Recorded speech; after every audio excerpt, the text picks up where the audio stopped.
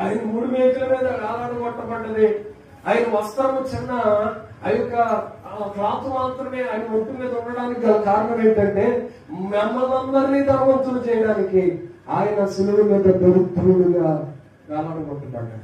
ఆయనకి స్టేటస్ లేక కాదు. పిలాతు దగ్గర నిలబడి యేసుప్రభు అంటున్నాడు, అయ్యో నా రాజ్యం ఎగ సంబంధమైనది కాదు, ఒకవేళ నేను ఆజ్ఞాపిస్తే 3 వ్యూహాల సైన్యం వచ్చి ఇదిగో ఇప్పుడు ఉన్న వారందరినీ సంహరిస్తుంది. ఒక్కొక్క దూతట 6,000 మంది గనులు 9,000 మంది వరకు చంపేయగలుగుతాడు. ఒక్క నిమిషం.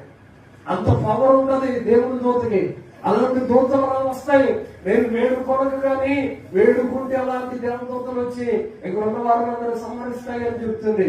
దేవుని స్టేటస్ ఏంటో తెలుసా? ఆయన పరలోకములో ధనవంతుడు, కానీ ఇక్కడ దరిద్రుడిగా మిగిలిపోవడానికి గల కారణం మమ్మల్ని అందరినీ ధనవంతులు చేయడం కోసం. చెప్పండి.